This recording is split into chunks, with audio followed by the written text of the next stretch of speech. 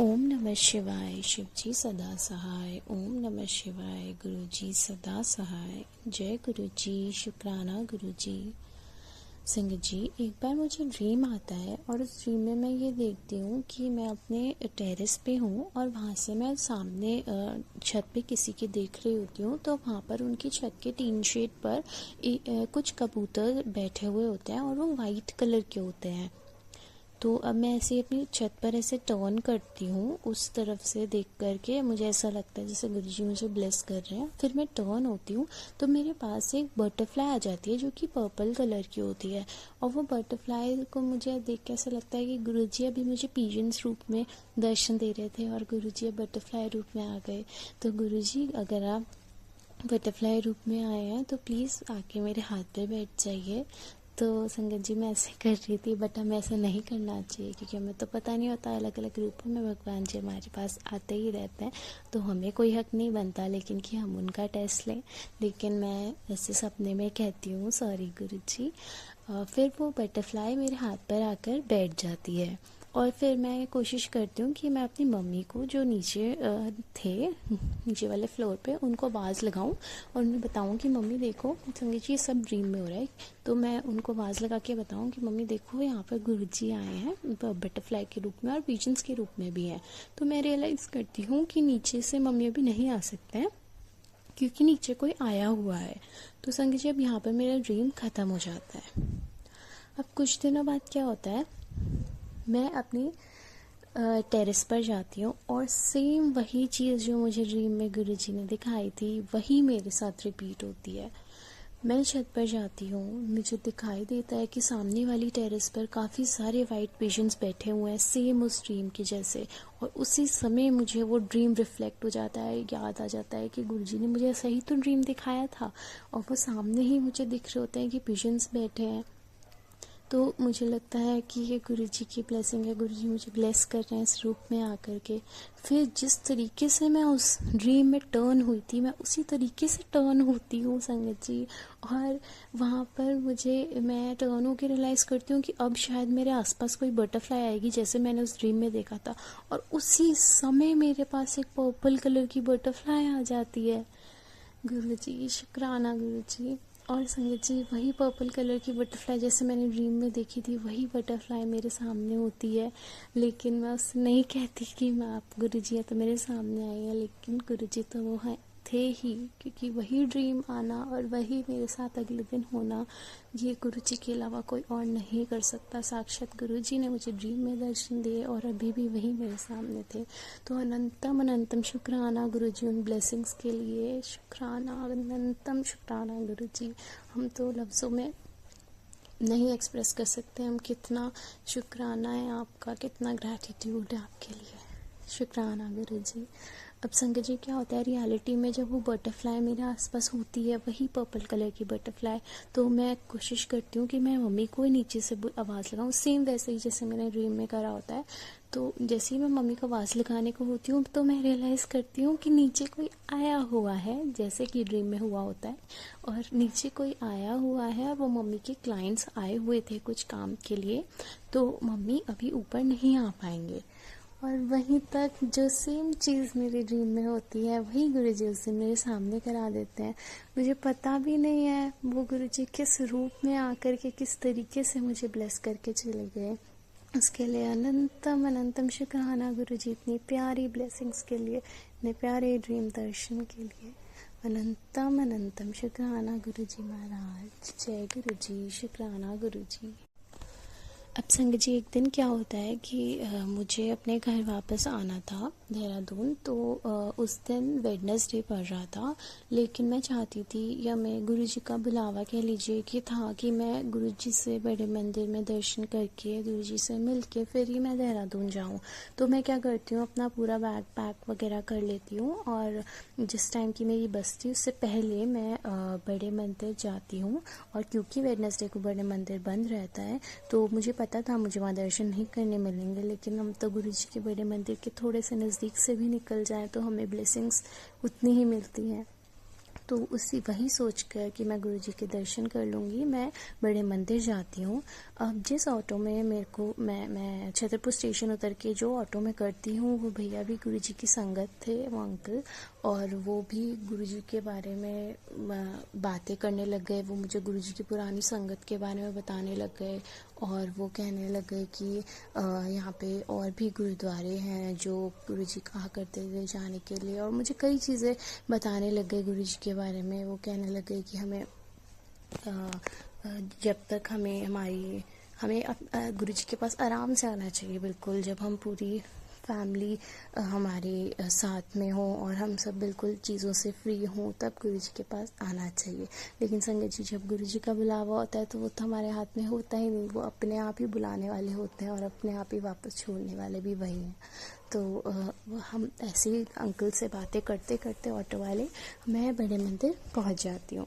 तो जब मैं बड़े मंदिर पहुंचती हूँ संगत जी, तो वहाँ पर मैं अपना सामान वगैरह उतारती हूँ। तो उन अंकल ने कहा मुझे कि आपको यहाँ से ऑटो वापस का नहीं मिलेगा, तो जब और दर्शन अंदर करने नहीं देंगे तो मैं तब तक आपका वेट ही कर लेता हूँ यहाँ पे। मैंने कहा ठीक है अंकल, लेकिन आपको कोई और भी सवारी मिलेगी तो आप जा भी सकते हैं, अगर मैं ना आई तब तक तो आपका भी नुकसान नहीं होना चाहिए, और बाकी मैं आ ही जाऊँगी। तो अब मैं क्या करती हूँ, मैं वहाँ पे उतरती हूँ, सामान निकालती हूँ। उसके बाद में जैसे थोड़ा आगे बढ़ती हूँ, उन्हें सेवादार खड़े थे, उनसे पूछा कि अंकल आज तो दर्शन नहीं मिलेंगे ना, तो मैं बाहर से ही दर्शन कर लूँ? तो उन्होंने बोला हाँ, आप यहीं से दर्शन कर लीजिए और अपना लगेज आप यहीं रख दीजिए। तो वहीं पर ही मैं लगेज रख देती हूँ। मैं जैसे थोड़ा जो बड़े मंदिर का मेन गेट है वहाँ पे पास में जाती हूँ, तो वहाँ पे काफ़ी अंकल बैठे हुए थे। तो उन्होंने भी मुझे वही बात बताई कि आंटी आज दर्शन नहीं हो पाएंगे क्योंकि बंद है। तो मैंने बोला हाँ जी अंकल, आप क्या मुझे लेकिन जल प्रसाद मिल जाएगा? तो उन्होंने बोला हाँ जी, मैं जल प्रसाद देता हूँ। और मैंने बोला मैं माथा टेक सकती हूँ बाहर से? उन्होंने बोला हाँ, आप यहीं से माथा टेक लीजिए और माथा टेक लीजिए, मैं आपको तब तक जल प्रसाद देता हूँ। तो संगत जी, जैसे ही मैंने वहाँ माथा टेका बड़े मंदिर के मेन गेट के बाहर, वहीं पर मुझे बस ऐसा फील हुआ कि मेरे गुरुजी तो बिल्कुल मेरे सामने ही हैं। और संगत जी, मैं उनसे इस तरीके से कनेक्ट हो गई कि वहीं गेट पर, दरबार के अंदर भी नहीं, बिल्कुल गेट पर वहीं मेरे आंसू ऐसे बहने लग गए। मेरे गुरुजी के साथ वो कनेक्शन वहीं पर ही बैठ गया। मैं वहाँ पे, मेरे आंसू रुक नहीं रहे हैं, वो बहे जा रहे हैं, बहे जा रहे हैं। वो कनेक्शन गुरुजी ने मेरे साथ बनाया वहाँ पर, उसके लिए अनंतम अनंतम शुक्राना गुरुजी महाराज। आप हमें कैसे ब्लेस करते हैं हम नहीं जानते, अलग अलग तरीके से गुरुजी। और वहाँ पे मुझे अपने से कनेक्ट करने के लिए, मेरे हमेशा साथ रहने के लिए शुक्राना गुरुजी।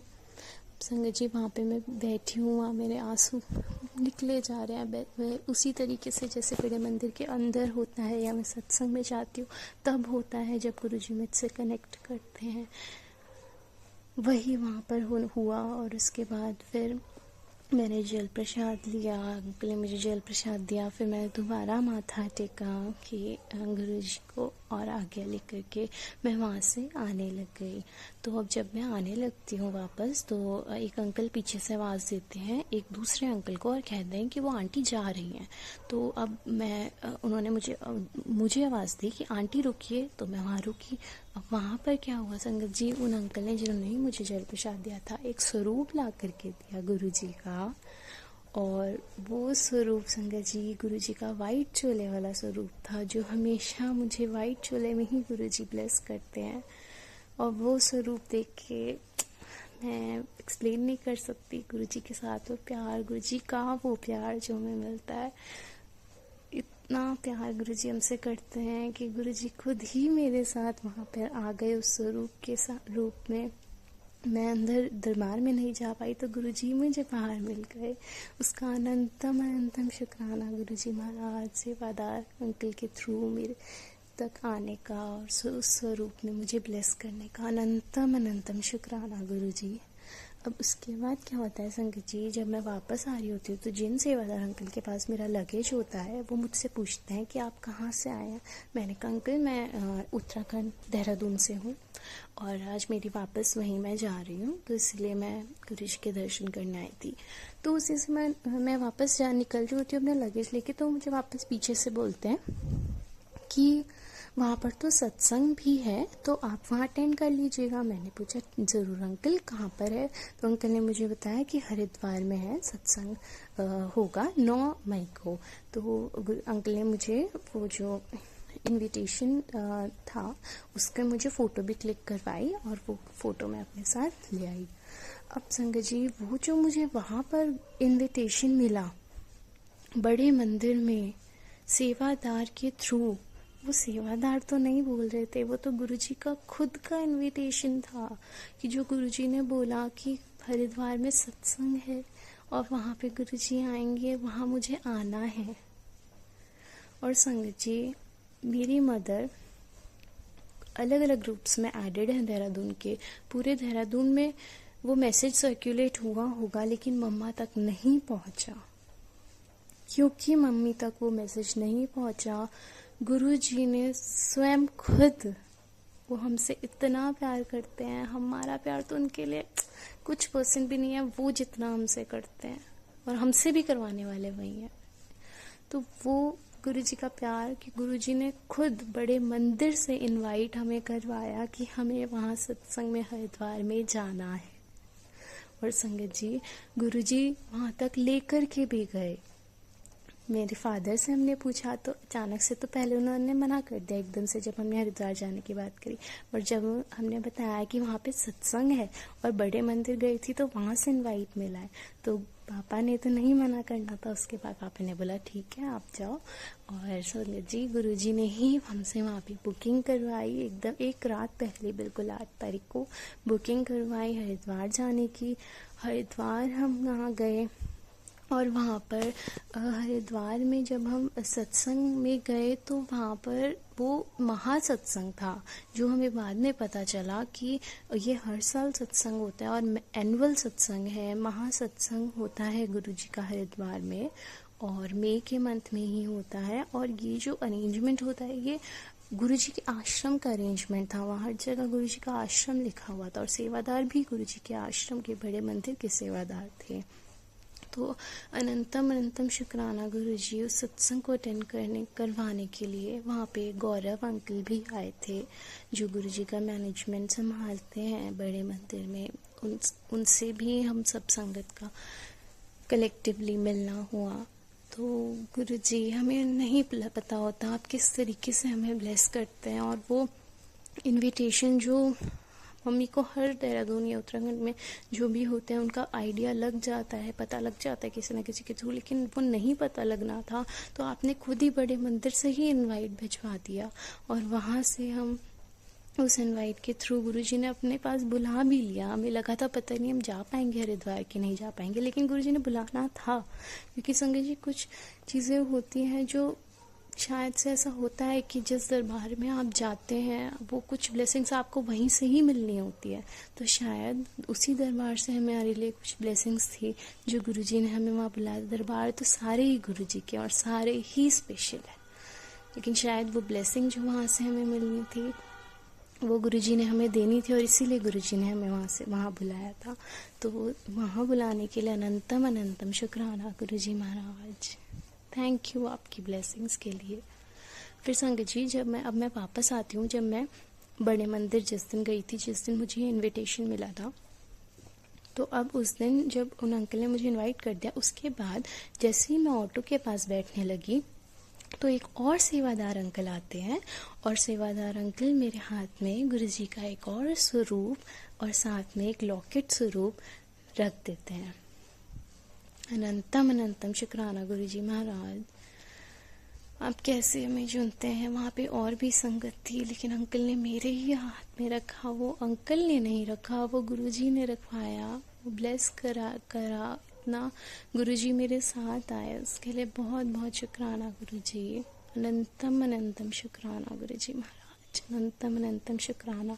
हमारे पास ऐसे ही स्वरूप गुरुजी के नहीं आ जाते, हमेशा उनका कोई ना कोई अर्थ, कोई ना कोई ब्लेसिंग होती है जो हमारे साथ स्वरूप के थ्रू गुरुजी साक्षात आते हैं।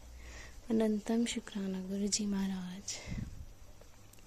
संगत जी, उसके बाद जब हम हरिद्वार गए थे सत्संग अटेंड करने के लिए, उसके बाद गुरुजी ने हमें गंगा जी भी भेजा, वहाँ पे हमें स्नान भी करवाया और मैंने पहली बार गंगा जी में स्नान करा। गुरुजी ही जानते हैं वो उसका भी कुछ ना कुछ रीज़न था, वहाँ पर भी कुछ ना कुछ हमें ब्लेसिंग ज़रूर गुरुजी ने दी होंगी। उसके लिए अनंतम अनंतम शुक्राना गुरुजी महाराज।